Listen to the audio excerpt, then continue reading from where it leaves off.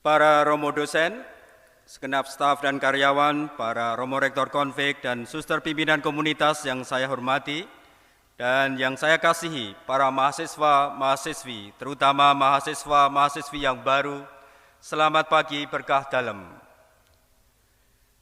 Selamat datang ke dalam tahun ajaran 2021-2022 yang akan segera kita mulai, masih di dalam suasana keadaan pandemi yang penuh tantangan yang dirasakan sangat sulit. Memang masa pandemi adalah masa yang kompleks, masa yang rumit dan bahkan kritis. Kita semua mengalaminya dalam banyak cara dan dalam banyak intensitas. Ada yang terkena virus itu sendiri, ada yang kehilangan anggota keluarga atau teman atau sanak saudara yang sangat dikasihi, ada yang gelisah dan takut terimbas oleh persoalan ekonomi dan finansial dari pandemi ini, dan berbagai macam ketakutan yang lain. Para mahasiswa tentu saja juga merasa bosan, capek, begitu juga dengan kita semua sebagai pengajar. Namun, semoga kita juga sadar bahwa krisis juga selalu melahirkan banyak hal yang baru dan transformatif. Sepanjang sejarah gereja, kita telah melewati berbagai krisis, termasuk wabah penyakit yang selalu disertai oleh munculnya persoalan sosial yang besar, tetapi juga memaksa perubahan yang besar pula. Teologi dan filsafat tidak pernah lepas dari konteks krisis juga. Peran teologi memang reflektif sifatnya, tetapi juga bisa memberi daya yang konkret agar gereja dan masyarakat manusia yang lebih luas pun bisa memaknai krisis secara lebih mendalam dan berjangka panjang, dan akhirnya juga membantu gerak kreatif dari gereja dan kemanusiaan.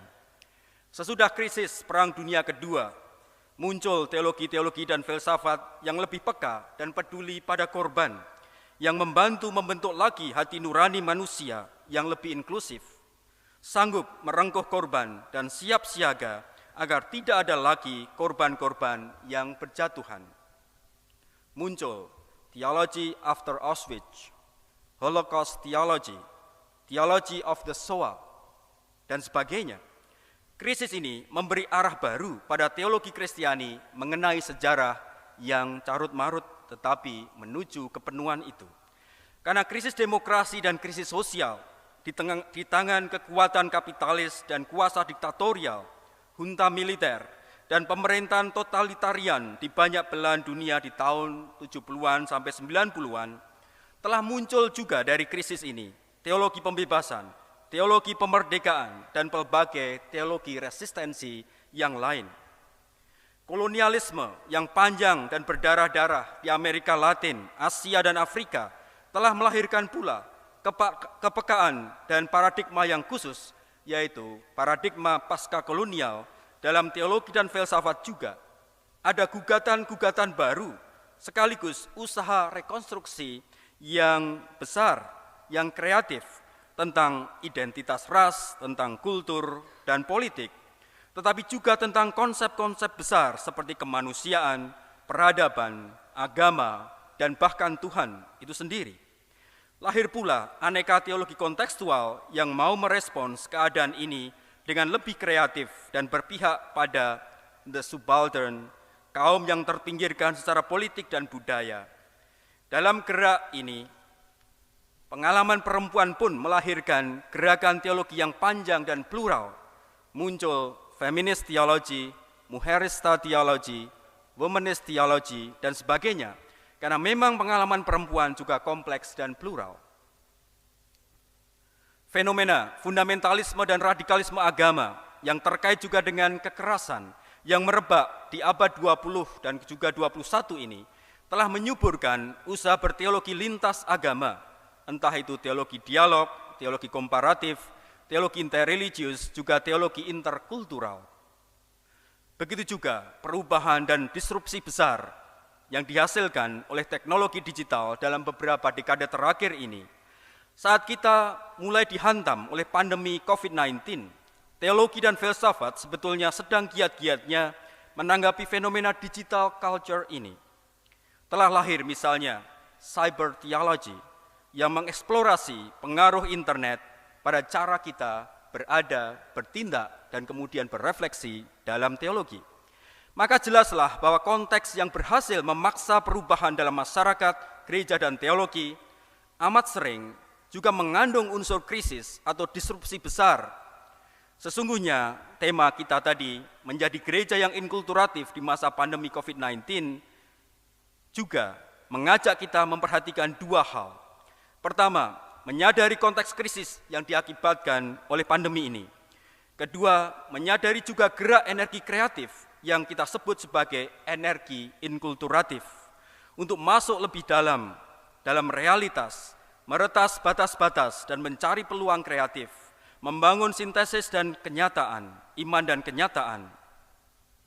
Kita belajar dari semangat perempuan Kanaan yang meretas batas, merengkuh keselamatan yang tidak mudah, yang dipacu oleh cintanya karena ada krisis di dalam keluarganya.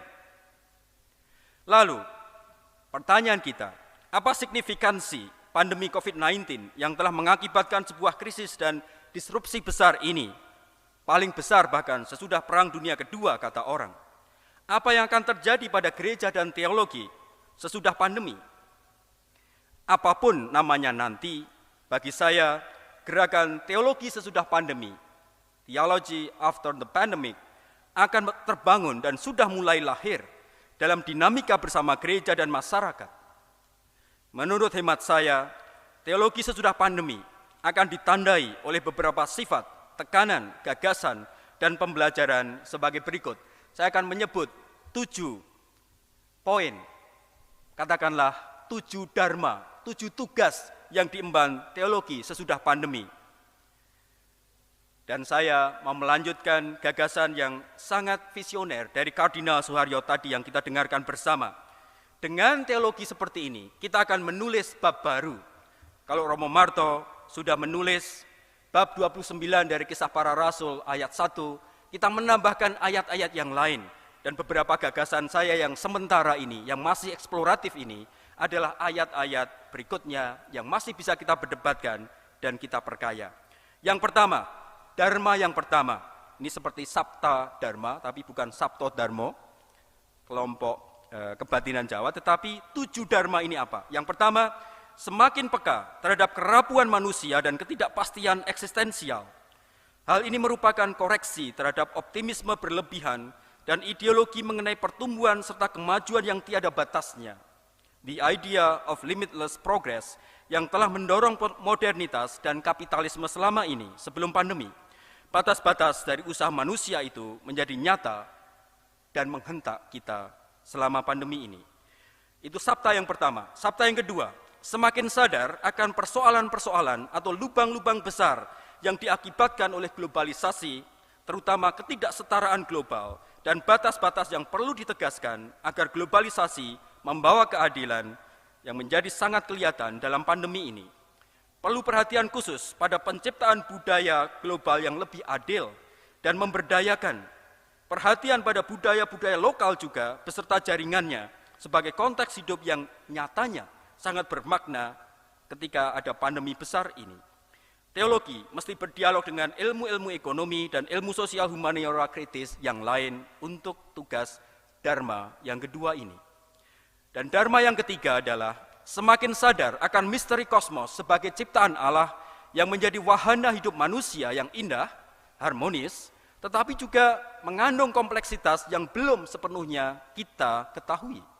Pandemi menyadarkan kita akan pelbagai konstelasi dan potensi yang ada di dalam kosmos itu, berkenaan dengan kemungkinan munculnya virus atau bakteri atau patogen-patogen baru yang memberi tantangan baru, yang memberi peluang baru. Teologi mesti berdialog dengan sains, dengan animo, dengan semangat, dengan arah yang baru dan menantang dalam hal ini. Sabta yang keempat adalah semakin memperhitungkan peran spiritualitas, secara khusus peka terhadap pesiarahan dan pengalaman batin yang dialami umat manusia yang terus mencari makna hidup dengan cara yang sangat-sangat sulit dalam pandemi ini. Teologi perlu semakin menyadari pertanyaan-pertanyaan yang semakin kontekstual eksistensial mengenai makna hidup, kematian, misteri kehendak Allah, misteri kejahatan dan dosa, mengenai penyakit dan bencana pula. Sabta yang kelima, semakin peka dan terampil menghidupi interaksi antara kehidupan online, daring, dan offline, luring. Hal ini bukan lagi secara teoritis dilakukan, tetapi juga berdasarkan terutama pengalaman kolektif dan komunal gereja dan masyarakat selama pandemi ini. Sakramentalitas akan dipahami secara lebih baru dan segar sebagai suatu framework yang amat kaya, yang mengizinkan interaksi dua ranah ini dalam satu kesatuan yang sangat dinamis. Sabta yang keenam adalah semakin menyadari arti dan cakupan komunio dan konektivitas sejati sebagai sesuatu yang sangat didambakan oleh umat manusia, tak peduli batas-batas agama dan kultur, dan menjadi pilar kesejahteraan hidup manusia sebagai manusia dalam komunitasnya, termasuk gereja. Teologi perlu belajar dari hasrat dan perjuangan manusia selama pandemi untuk terus membangun komunio itu, termasuk berbagai cara kreatif dalam jaringan-jaringan yang baru. Sabta yang terakhir, sabta yang ketujuh, semakin berkarakter publik dan menjadi teologi yang lebih penuh secara publik. Pandemi mendesakkan sebuah kesadaran mengenai keterhubungan niscaya antara gereja dan masyarakat sipil yang plural antar agama, peran negara dan solidaritas global. Tanpa kombinasi dari semua unsur ini, pandemi tidak akan bisa ditangani. Teologi Kristiani, komunitas Kristiani, tidak terpisah dari konstelasi ini. Gereja memang menjadi bahtera yang terombang-ambing di lautan yang diterjang badai, tetapi badai pandemi ini menyadarkan kita bahwa bahtera gereja ini tidak tertutup, tidak memiliki batas-batas yang fix, karena ternyata kita terombang-ambing bersama-sama dengan seluruh masyarakat. Karena kita tidak bisa menyelamatkan diri sendiri saja. Kita tidak memiliki formula dan obat sendiri, vaksin sendiri, baik secara literal maupun figural. Sebagai orang Kristiani kita tidak memiliki opsi untuk itu bahkan dalam kenyataan, tetapi juga secara prinsipial tidak bisa memilih opsi ini, menyelamatkan diri, karena solidaritas Allah dalam inkarnasi dan penebusan universal dalam misteri Paskah menunjukkan jalan yang lain. Tidak ada pilihan lain bagi kita untuk berjalan dalam badai yang sama, dalam solidaritas dan kebersamaan yang mendalam dan komprehensif. Itu sabta yang ketujuh. Saudara-saudariku, segenap anggota Civitas Akademika Fakultas Teologi Weda Bakti, Fakultas Teologi Universitas Sanata Dharma. Beberapa hari yang lalu, saya menonton salah satu episode film dokumenter dari Netflix berjudul One Day That Changed Asia. Satu hari yang mengubah Asia. Salah satu episodenya mengenai tsunami Aceh tahun 2004. Bagi orang Banda Aceh yang kotanya luluh lantak dan penduduknya mati diterjang tsunami pada 2004 itu, tsunami adalah tragedi besar yang mengubah banyak hal. Hidup tidak pernah sama lagi sesudahnya. Dalam episode di Netflix itu ditampilkan kesaksian seorang perempuan muda Aceh. Ia sangat terkesan akan kebaikan kemanusiaan, bantuan dari mereka yang asing dan berbeda agama, dari luar negeri, dari banyak penjuru Indonesia dan Asia, pada penduduk Aceh yang menderita selama atau akibat dari tsunami itu. Kemudian dia bertanya di akhir, sekarang aku dan kita harus berbuat apa setelah kita dibantu sekian puluh tahun yang lalu itu? Menurut saya, pertanyaan perempuan muda ini juga perlu kita ajukan untuk diri kita, untuk fakultas kita di tahun ajaran 2021-2022. Apa yang harus kita perbuat ketika pandemi sudah berjalan setahun lebih dan masih akan berjalan? Dan saya akan sekedar menyebut beberapa hal penting yang perlu kita bangun, kita kerjakan bersama. Pertama, semoga fakultas kita menjadi lebih peka akan pertanyaan-pertanyaan eksistensial kita sendiri, mahasiswa, dosen, kita sendiri, pertanyaan umat dan masyarakat juga, sembari memperdalam dan mengembangkan teologi dan filsafat dalam interaksi dengan banyak ilmu lain. Dan semoga juga yang kedua, pertanyaan-pertanyaan eksistensial ini menjadi sumber gairah hidup kita dan gairah belajar kita, agar kita tidak tergoda oleh pertama narsisisme, berfokus pada diri sendiri, kemudian kehilangan semangat, discouragement, dan pesimis akan masa depan. 3 godaan yang sangat nyata yang disebut oleh Paus Fransiskus dalam bukunya Let Us Dream. Secara khusus kita usahakan agar kurikulum yang telah direvitalisasi dengan MPKM, terima kasih pada Romo Eko dan tim yang dengan sangat tekun, kerja keras membuat kurikulum revitalisasi ini. Semoga ini membuat kita lebih bergairah. Tahun ini kita menerima 86 mahasiswa baru di program S1 dan sekitar nanti 13 atau 15 atau berapa di S2, belum pasti. Kita juga menyambut 41 orang mahasiswa BA tahun kelima yang bergabung dengan kita lagi. Sudah mereka mendapatkan banyak pengalaman di luar sana. Kita bersyukur atas anugerah ini. Dan saya membayangkan banyaknya kegelisahan dan pertanyaan yang dibawa oleh begitu banyak mahasiswa ini. Mahasiswa baru, tetapi juga mahasiswa yang lama. Ungkapkan kegelisahan dan pertanyaan kalian itu dalam perkuliahan, dalam diskusi-diskusi, dalam penulisan paper dan tugas. Jangan ragu untuk itu. Jadikanlah pertanyaan dan kegelisahan ini sebagai alat untuk menginterogasi teologi dan filsafat dan untuk menemukan pembelajaran personal dan inspirasi, solidaritas juga. Semoga secara khusus juga ada dosen yang baru, Romo Agus Widodo, yang bergabung dengan kita lagi. Selamat datang Romo Agus, selamat bergabung. Semoga ada gairah baru juga, pertanyaan-pertanyaan baru, tetapi juga jawaban-jawaban eksplorasi-eksplorasi yang baru menurut keahlian Romo Agus di bidang patristik, di bidang teologi, abad pertengahan, dan sebagainya. Juga semoga para mahasiswa dan BEM menjadikan Dies Natalis nanti menjadi ajang kreativitas kontekstual selama masa pandemi. Saya bayangkan nanti ada banyak kreasi yang baru yang bisa kita nikmati bersama-sama, bukan sebagai tontonan, tapi sebagai ekspresi dari perjuangan bersama kita, kreativitas kita. Begitu juga dengan tema inkulturasi yang akan kita perdalam secara khusus sepanjang tahun 2021-2022. Semoga ini menggairahkan kita. Bapak Kardinal dengan sangat jelas, sangat visioner, sangat menggugah, sudah memberi semacam peta jalan. Kita akan mengikutinya dengan langkah-langkah akademis, interdisipliner, dan ekumenis, makin lama makin luas dan makin mendalam, sehingga kita mempunyai sesuatu yang kita sumbangkan kepada gereja, kepada masyarakat, masyarakat ilmiah teologi, dan juga masyarakat umum. Kemudian, semoga kita juga menjadi lebih kreatif dalam jalan-jalan solidaritas dan dialog di tingkat lokal yang manageable dan doable, agar teologi kita semakin publik. Gunakan setiap kesempatan untuk berperan dalam masyarakat, juga untuk berwacana dengan orang dan pihak lain. Pengukuhan Romo Marto Sujito sebagai profesor semoga juga mendorong fakultas untuk bergerak lebih keluar, interdisipliner dan dialogis, dan menggunakan jejaring yang lebih luas seperti diamanatkan oleh Veritatis Gaudium dari Paus Fransiskus. Semoga kalaupun kita capek, kecapean kita berbuah karena kita tahu beristirahat di dalam kasih Tuhan dan bersama-sama. Sudah pasti PJJ membuat kita mudah capek dan bosan, seperti tadi dikatakan dalam beberapa video oleh banyak mahasiswa, dosen pun demikian. Kalau capek belajar atau mengajar, semoga kita menemukan kreativitas kecil-kecil, pelayanan, sebagai variasi tetapi juga sebagai misi kita yang penting.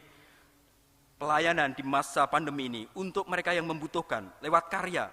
Banyak ikhtiar dosen-dosen juga dalam hal ini dengan jaringan-jaringan konflik, jaringan-jaringan mahasiswa yang lain. Kita mensyukuri semua ini sebagai ikhtiar yang kreatif sekaligus transformatif selama pandemi ini. Dan akhirnya semoga komunitas FTW menjadi komunitas tempat kita bisa menimba kekuatan satu sama lain. Semoga interaksi kita menumbuhkan kegembiraan, sukacita, dan pengharapan. Terima kasih. Mari kita masuki tahun ajaran 2021-2022 bersama-sama. Salam sehat, Tuhan memberkati. Bahan Lexio Brevis akan ada di website fakultas. Terima kasih, berkah dalam.